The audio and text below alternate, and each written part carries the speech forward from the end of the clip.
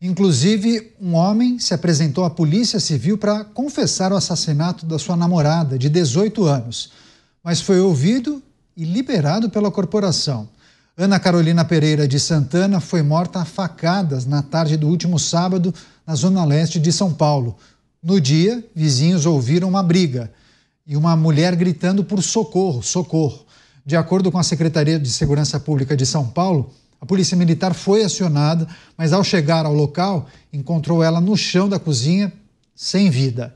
Lucas Alves Pereira, que confessou o crime, não estava no local e se apresentou apenas 2 dias depois, na delegacia. Segundo a Secretaria de Segurança Pública, ele só foi liberado, pois o período de flagrante havia passado, mas ressaltou que todas as medidas cabíveis estão sendo adotadas e serão apresentadas à Justiça.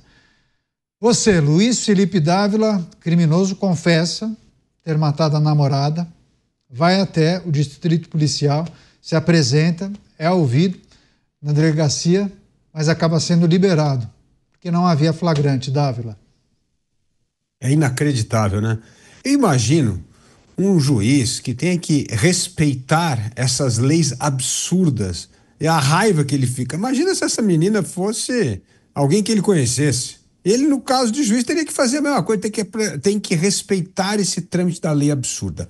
Ou nós encaramos a questão da criminalidade como o problema número 1 a ser resolvido, mudar essa legislação penal, mudar a atitude das cortes, fazer uma limpeza dessa visão política de que o criminoso é uma vítima da sociedade, ou a gente está perdido.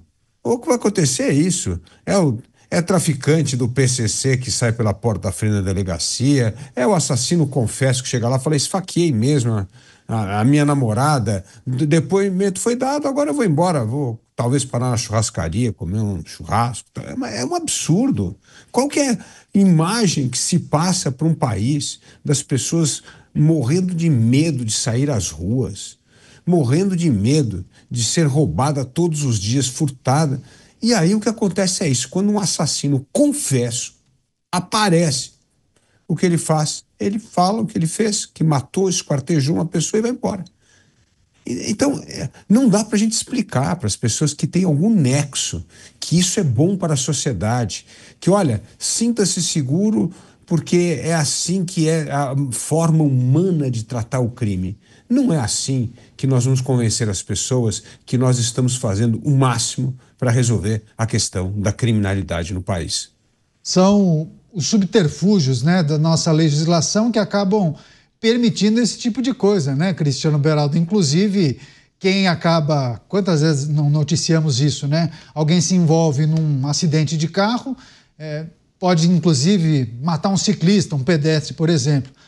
Tem muito advogado que orienta, sai da cena do crime, deixa o carro, larga tudo aí, foge, desaparece. 48 horas depois, mesmo com as câmeras filmando tudo o que aconteceu, 48 horas depois o camarada aparece na delegacia se apresentando após, naturalmente, a convocação por parte da polícia. Enfim, esse caso é bizarro, né? Ele foi até a delegacia de polícia, confessou ter matado a namorada e acaba sendo liberado porque não tinha um flagrante. Pois é, Caneto, esse caso ilustra bem qual é a moral de legisladores que propõem e aprovam leis que tratam casos extremamente graves como esse de uma forma absolutamente incompatível com aquilo, não só que a sociedade espera, mas que a sociedade precisa. Vejam qual é a mensagem que é passada quando um assassino vai a uma delegacia, confessa ter matado uma jovem de forma absolutamente gratuita e sai de lá andando, como disse o Dávila, pronto para ir tomar um chopp e comer uma carne qualquer num restaurante. Isso demonstra que o crime no Brasil, ele não só compensa, mas como também ele fica impune. E a gente não vê um esforço efetivo, concentrado, para que a gente reverta esta situação da legislação criminal no Brasil. Ao contrário, nós somos presenteados como sociedade com propostas como pena justa. Porque este assassino, esse rapaz, ele, se for condenado, se for cumprir pena, será visto como um coitadinho que terá ajuda do governo. 5 férias por ano, auxílio para a família, matou a namorada, mas vai ter direito à visita íntima. E quando sair de lá, o governo vai estar preocupado em arrumar um empreguinho para ele, pensando que, na verdade, ele só foi para o mundo do crime, ele matou essa jovem inocente porque ele não tinha emprego. Este é o tamanho da demência que acomete legisladores e políticos brasileiros. E nós, como sociedade, ficamos assistindo isso absolutamente sem ter o que fazer de forma efetiva, mas sofrendo as graves consequências desse estado de coisas. Por isso, a importância das pessoas compreenderem a sua responsabilidade. O Mota não gosta que eu fale isso, mas eu preciso falar. O eleitor tem responsabilidade de colocar nas posições de comando, de autoridade, essas figuras que são responsáveis por manter ou alterar leis que produzem esse tipo de cena bizarra. Então, pensemos nisso, porque ano que vem temos a chance de renovar 100% da Câmara dos Deputados, temos a chance de renovar 66% do Senado, além de governadores, presidente da República. Pensemos na nossa responsabilidade também, porque essas pessoas não merecem o voto da gente, não. Pois é, e é claro que várias pessoas se manifestando contra esse dispositivo da lei, né, Mota? Dizendo, é preciso mudar isso o quanto antes, né? É preciso que o Congresso Nacional, o governo se debrucem e promovam mudanças para já, para ontem, inclusive. Prioridade número 0. E aí, claro que lembram de iniciativas, inclusive do atual governo, né? Como não poderíamos deixar de mencionar o programa Pena Justa.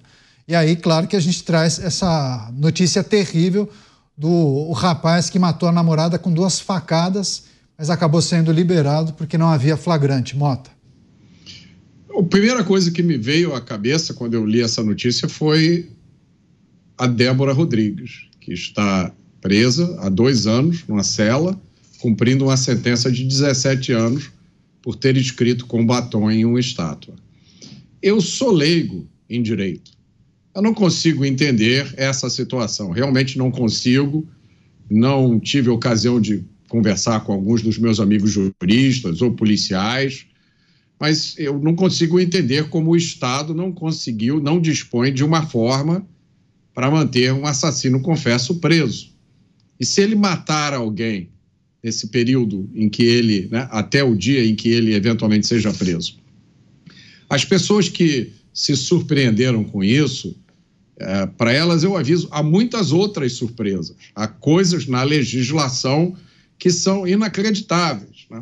Por exemplo, o sujeito comete um crime, ele tem um processo criminal contra ele, e aí ele comete outro crime, como não saiu a sentença ainda do primeiro processo, ele é considerado réu primário. Assim, a legislação brasileira é um afago no criminoso. Nós sempre criticamos as empresas estatais aqui no programa, né? Porque elas apresentam um déficit histórico nas contas, geralmente são mal geridas, mas existe uma estatal brasileira que é muito bem sucedida. É a Bandidobras. Nada funciona tão bem no Brasil quanto a proteção de bandidos. Absolutamente qualquer iniciativa tomada contra criminosos imediatamente provoca reações violentas em diversas áreas do Estado brasileiro, porque os braços da Bandidobras estão em todos os lugares. Pois é, e a gente precisa, à luz da atual legislação e dos problemas que a gente enfrenta, Dávila, tem que lembrar que aqui é o país onde réus confessos não ficam presos se não houver flagrante. A maior parte dos crimes no Brasil não é solucionada. É preciso também lembrar que pouca gente fica presa pelo tempo de pena imposta durante a condenação. Há tantos dispositivos e subterfúgios que 1/6 da pena cumprida, a pessoa, inclusive, pode ficar grande parte do tempo na rua. E aí a gente observa uma série de manifestações e um esforço grande de algumas figuras da nossa política para instituir medidas como o Pena Justa, que está olhando justamente a situação que envolve o preso no Brasil. Superlotação, precisamos pensar em alguma coisa para melhorar a condição de vida daqueles que estão presos. Mas espera aí, a maior parte daqueles que cometem crime nem presos são. É verdade. Eu faria uma pergunta para o meu amigo Mota e para o meu amigo Beraldo.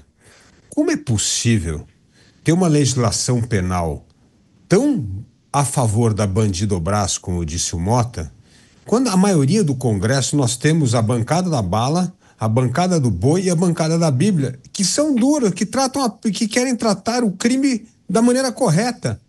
Como é possível nós não conseguirmos mobilizar essa maioria absoluta do Congresso Nacional em torno de um pacote de urgência para acabar com as penas justas e os seus penduricalhos e fazer uma legislação penal para valer? Porque nós temos os votos. Eu não entendo como isso não é tratado com urgência, não reúne essas bancadas e vamos fazer um pente fino e aprovar o nosso pacote de pena justa. O que é pena justa?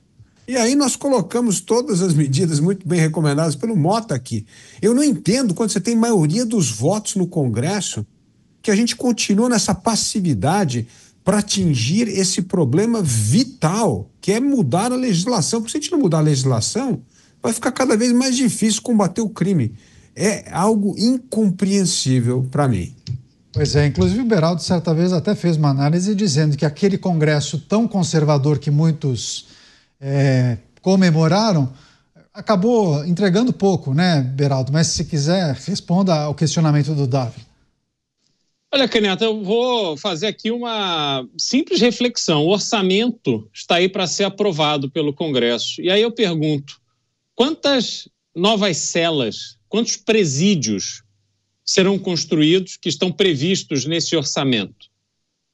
Isso tinha que ser condição sine qua non num país que prende tão pouco como o Brasil. Nós temos um problema crescente de criminalidade. A cada dia, mais pessoas transformam o crime no seu ganha-pão. E, apesar disso, a estrutura governamental demoniza quem combate o criminoso. E temos, em São Paulo, o exemplo do secretário Guilherme Derrite, que vem sendo atacado de uma forma absolutamente irresponsável, covarde, por gente que simplesmente quer manter o status quo. E o status quo é o crescimento da criminalidade e a população de bem cada vez mais refém, vítima de um país que está entregue, não é figura de linguagem, o Brasil está entregue na mão de marginais.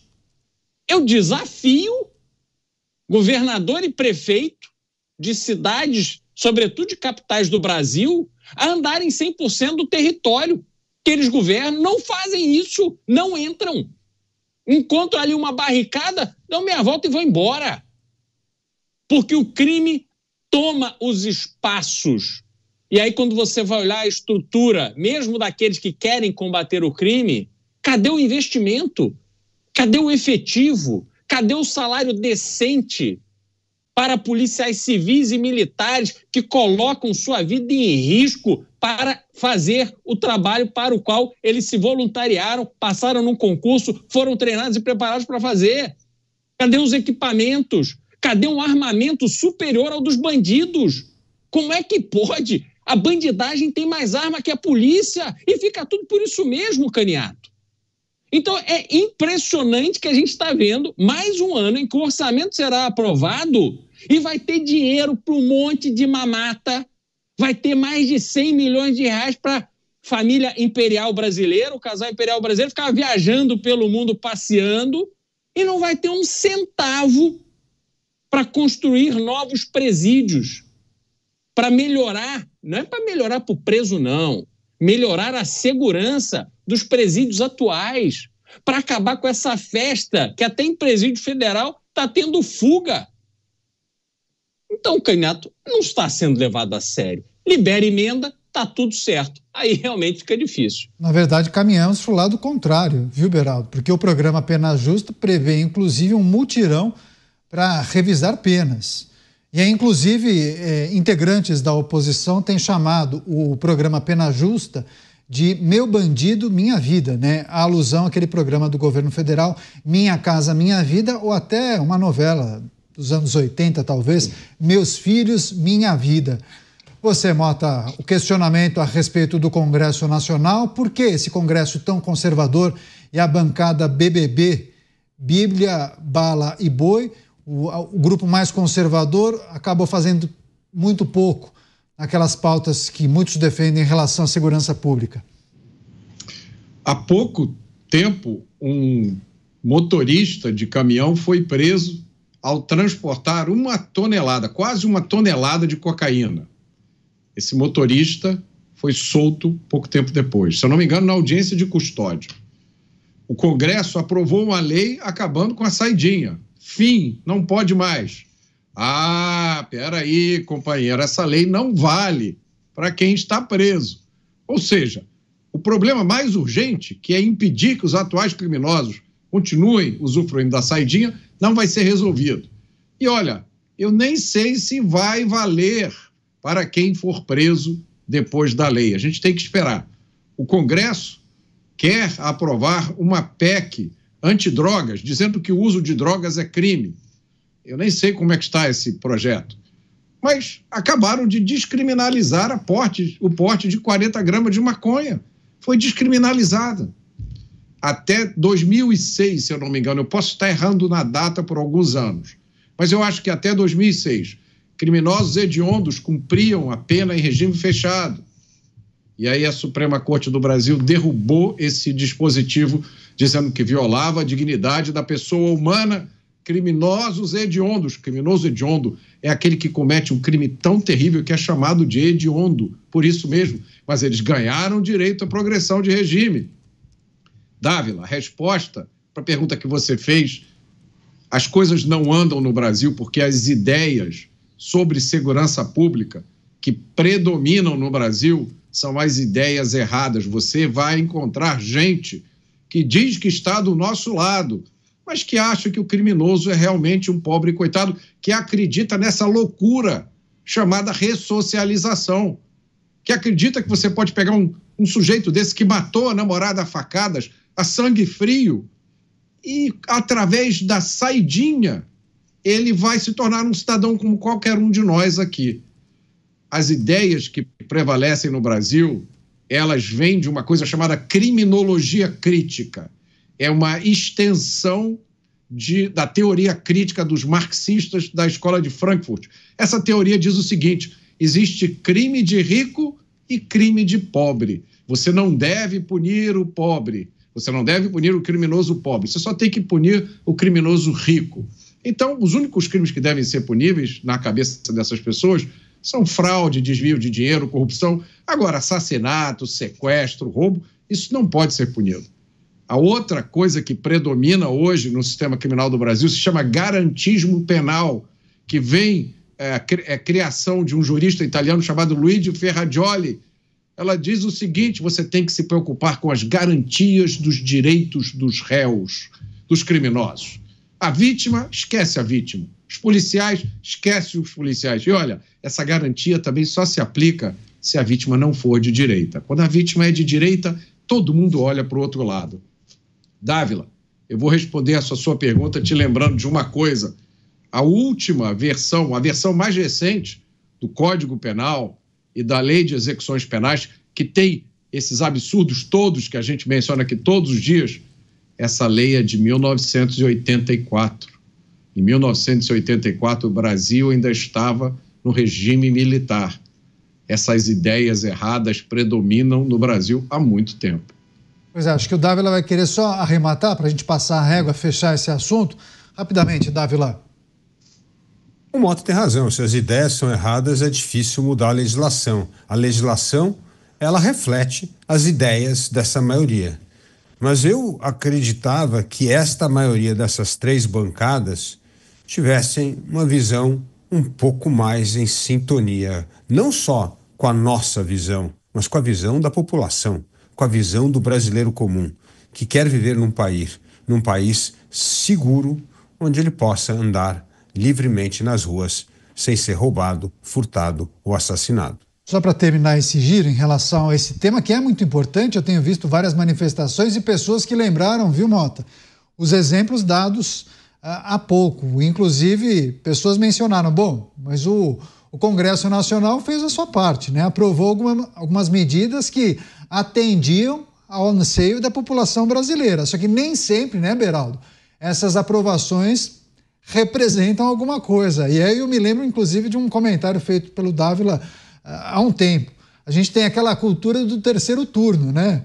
Não importa se foi aprovado no Congresso Nacional, tudo pode ser revisto e desfeito. Pois é. Mas tem um outro problema que é mais grave, que é o problema estrutural, Caniato. Quando você olha para a questão da aplicação de penas no Brasil, você tem a questão do processo, que muitas vezes é demorado e enfrenta ali uma série de dificuldades para responsabilizar os efetivos autores de crime. A gente tem a questão da polícia, que eu citei mais cedo, da falta de instrumentos e às vezes até falta de vontade política para que a polícia atue da forma que ela foi concebida para atuar. A gente tem a questão da infraestrutura do sistema carcerário brasileiro. São vários elementos que precisam ser resolvidos, que precisa ter um planejamento de longo prazo para que essa questão da criminalidade no Brasil tenha chance de ser resolvida. Porque também mudar só uma lei não vai ser definitivo para resolvermos essa situação.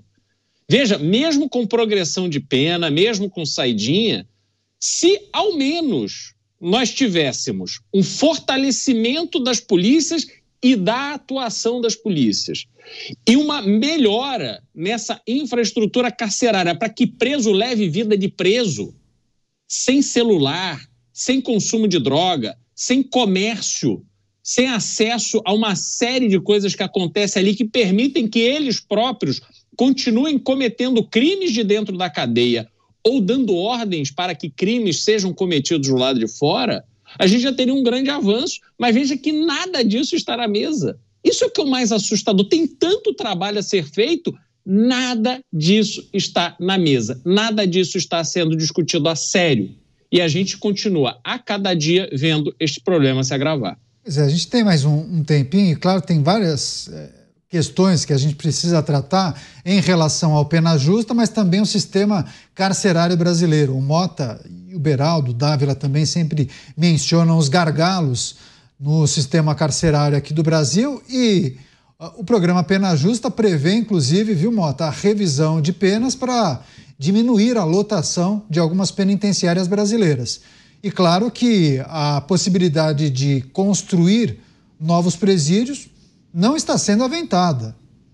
Há muito dinheiro no Brasil para fazer uma porção de coisas, mas curiosamente, quando é para construir novos presídios, parece que isso nem é cogitado. A saída é, vamos revisar penas para diminuir a lotação das penitenciárias brasileiras. Tem muita coisa errada, hein, Mota? É a criminologia crítica e o garantismo penal. Você não vai convencer essas pessoas que prender adianta. Não adianta, é uma tarefa impossível, porque elas estão convencidas de que esse problema tem que ser tratado sobre uma ótica marxista, que o criminoso é o oprimido e a polícia é o opressor. Isso é ensinado nas escolas de direito. Essa história das penitenciárias brasileiras é um assunto muito antigo. Eu explico isso em detalhes no meu livro A Construção da Maldade. O Brasil aí tem por volta hoje de 650 criminosos, 1.000 criminosos cumprindo pena. Nesse número tem uma parte que está em regime fechado, outra parte que está em regime semiaberto, outra parte que está em regime aberto, outra parte que está em prisão domiciliar. Mas vão apresentar esse número para você como se todos esses 650 mil estivessem em uma cela. Não é verdade. Como o Beraldo já disse aqui, o Estado brasileiro já gastou quase 100 bilhões de reais para construir uma única refinaria que ainda não acabou, a Abreu e Lima.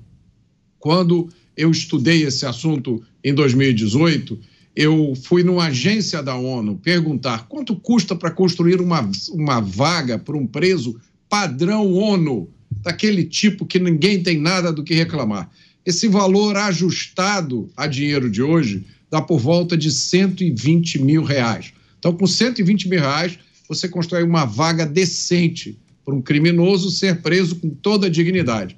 Vocês fizerem as contas, vocês vão ver que com 100 bilhões de reais dá para construir mais ou menos 800 mil vagas. Ou seja, você pega toda a população hoje que está presa e que, como eu já falei, não estão todos em regime fechado, né? Só uma parte está em regime fechado, mas você teria espaço para colocar todos esses 650 mil, 700 mil criminosos e ainda sobraria espaço. Por que não se faz isso? Porque isso é contra os princípios das pessoas que há décadas guiam a segurança pública brasileira. Essa é a explicação para você ter um ministro da Justiça que diz que, com orgulho, que 40% dos criminosos presos pela polícia são soltos na audiência de custódia. Mas como assim, seu ministro? E se a pessoa que foi solta ali matar alguém, matar um parente meu no dia seguinte? E se a pessoa que for solta cometer uma violência sexual no dia seguinte? Como é que pode um país sobreviver quando ele lida com a segurança pública fazendo exatamente o oposto do que deveria ser feito? Zé, agora, Dávila, o povo não aguenta mais, né? O povo se sente desrespeitado, o povo, quando observa algumas medidas que são sugeridas ou até implementadas, fica com um nariz de palhaço. Agora, você deu o caminho das pedras, né? Uma mudança nesse cenário passa necessariamente pelo Congresso Nacional. Você mencionou há pouco a necessidade de uma atuação mais proativa da bancada conservadora, a chamada bancada BBB. Houve alguns avanços importantes. O Mota, inclusive, listou projetos que foram aprovados pelo Congresso Nacional. Agora, alguns avanços foram desfeitos por conta de reversões feitas por outros poderes. Como a gente soluciona isso? Qual é o caminho para onde devemos correr, caminhar e nos abraçar? A gente tem que recorrer a quem, Dávila? O que eu acho é que essa bancada devia ter foco em um ou dois projetos, pelo menos essenciais. O caso da lei de execução penal. Aqui, Beraldo, Mota, todos repetem incansavelmente que precisa ter cumprimento pleno de pena, porque senão você está estimulando o crime. Então, eu não entendo por que não focamos numa lei de execução penal para preso ser mantido preso na cadeia, não sair. E a segunda, que parece para mim uma meta tão óbvia, é aumentar o esclarecimento de crimes. Não é possível que nesse Brasil só 30% dos crimes são solucionados. É um absurdo total. Então, se você tiver duas metas, se você começa a esclarecer mais crimes e aqueles condenados à prisão vão ficar e cumprir plenamente as suas penas, sem saidinha, sem um sexto da pena, né? Só isso já ajudaria muito. Então, eu não entendo como essa bancada... O Mota deu aqui uma resposta que são as ideias erradas, mas pelo menos pegar duas medidas dessa para começar a cortar o mato alto dessa história. O mato alto dessa história é que o crime vale a pena. Você sai pela porta da frente, você vai cumprir o sexto da pena. E ninguém esclarece crime no Brasil. É esse o ponto. Então, se você não resolver esses mecanismos básicos, fica difícil convencer o cidadão brasileiro, agora pode sair à rua que está tudo seguro. E não adianta só mais polícia, só mais efetivo na rua. Isso tudo é enxugar gelo, porque isso, na verdade, é aquilo que nós já sabemos, histórico de criminosos que são presos 10, 15 vezes, como o delegado Palumbo traz aqui, e estão de volta às ruas. Então, eu não entendo como essa bancada conservadora não pode pegar pelo menos dois projetos, não estamos falando aqui 100 projetos, não, dois fundamentais, manter os presos na cadeia cumprindo pena e uma meta de esclarecimento de homicídios. Se tiver aí de crimes, só isso eu passar já ajudaria muito. Eu acho que às vezes as pessoas se perdem com tantos assuntos, além das ideias erradas do Mota, mas se perdem com um monte de lobby e parece que não consegue fazer a diferença do que é essencial, o que é urgente a ser aprovado para começarmos a melhorar essa percepção de segurança no Brasil. Quais seriam os projetos prioritários? Fala-se muito em revisão do Código Penal, né, Cristiano Beraldo? Mas também há quem faça essa leitura do Dávila. O Congresso Nacional perderia uma energia fora do comum com espuma, com bobagem, com projetos que não são tão importantes assim. E há medidas urgentes para serem discutidas, votadas e implementadas, né? Bom, sem dúvida alguma, a gente começa esse assunto com a revisão do Pacto Federativo. Eu vejo claramente hoje uma redistribuição absolutamente injusta de recursos que saem de estados, como São Paulo, por exemplo, e são distribuídos para outros estados que têm uma performance pífia no combate à criminalidade, nas políticas de segurança pública. Enquanto São Paulo, que é o berço da maior organização criminosa do Brasil, quiçá do mundo, fica aí lidando, tendo que tirar leite de pedra para poder ter dinheiro para fazer o básico. O governador, não é que o governador não quer dar aumento para a polícia, não é que o governador Tarcísio não quer melhorar a infraestrutura, não é que o secretário Derrite está fazendo jogo político para poder conseguir apoio de alguém na sua campanha, seja lá por que for. Não é nada disso. Eles estão ali de peito aberto dispostos a fazer o trabalho que precisa fazer, só que não tem dinheiro. Aí a gente olha para a questão toda da legislação, Caniato. Ela precisa ser reconstruída. A gente precisa conceber uma legislação penal, uma legislação criminal que seja compatível com a realidade do Brasil. Não adianta pegarmos uma legislação que foi elaborada num outro Brasil que já não existe mais e achar que esta base de legislação é suficiente para resolver algum problema. A gente tem a questão toda da estrutura carcerária. Aí o governo, olha só que interessante, Caniato. A gente teve uma crise, uma das inúmeras crises, a gente até esquece, crise de segurança pública, algum evento que eu não me lembro realmente qual foi, em meados de 2023. Tá? Qual foi o anúncio feito naquele momento pelo governo federal? Vamos investir 95 milhões de reais na construção de um presídio de segurança máxima no Rio de Janeiro. 95 milhões de reais. Fazendo a conta que, usando a base do custo por cela, por preso, que o Mota trouxe como referência da ONU, a gente está falando num presídio para menos de 1.000 presos num país que tem 40 mil assassinatos todos os anos, aonde menos de 10% desses homicídios são solucionados. Aí vocês acham que realmente faz sentido o governo fazer todo esse auê, porque vou investir 95 milhões? Primeiro, passaram-se quase 2 anos. Isso foi em meados de 2023. Cadê? Aonde vai ser? Qual foi o trabalho realizado? Quanto dinheiro já foi investido? Silêncio! Silêncio! Tem que ter dinheiro para bancar mordomia.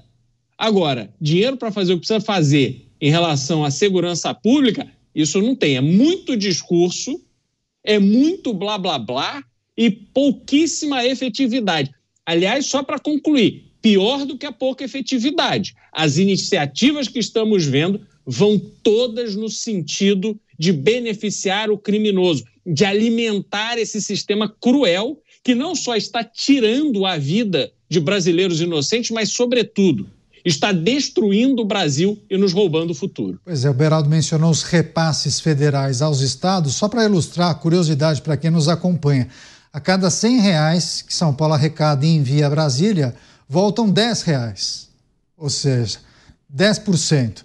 Agora, outros estados acabam se beneficiando dessa dinâmica.